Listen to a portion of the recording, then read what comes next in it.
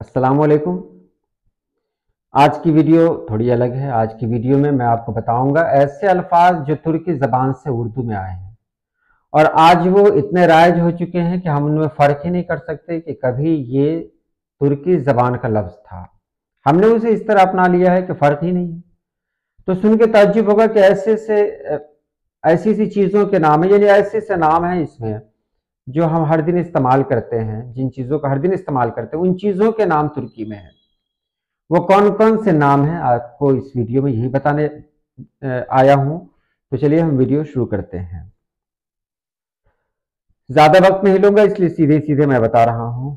दुकान, हलवा, बाजार, अनार, साबुन, सदफ, चश्मा, तुर्की में इसको सस्मा कहते हैं, बरकत, मुजदा, ताजा, संदूक, इसको तुर्की में संदीक कहते हैं, कल्ब, कल्ब तो ये अरबी है, उर्दू में भी आ गया है, तुर्की में ये कल्प है, दिलबर, जुल्म, खल्क, सरदार, अदद, तुर्की में अदत है, अदत यानी ते से, जेब, इश्क, कैफ, तालिब, यानी जहां पर बे है वहां पर तुर्की में पे है, तो ये तुर्की में तालिब है, उर्दू में तालिब आया है।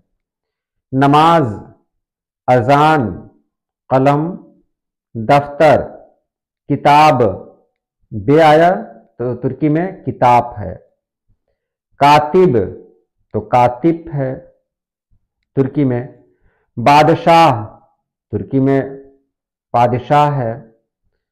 सुल्तान, कहवा, शकर, इंसान, नुमाइश, कोफ्ता, लेकिन।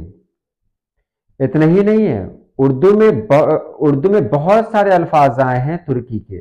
जैसे यहां देखिए, आपा, शाकू, अब शाकू उर्दू में चाकू हो गया, तमगा, उसके बाद है तोगरा, कुरमा, बेगम, खातून, जो यहाँ खातून हो गई। तो ये सारे अल्फाज हैं जो तुर्की के हैं, तुर्की जबान से हैं और उर्दू में आ गए हैं। जैसे साबुन है जिसका इस्तेमाल सभी लोग करते हैं, यानी इस नाम का इस्तेमाल सभी लोग करते हैं।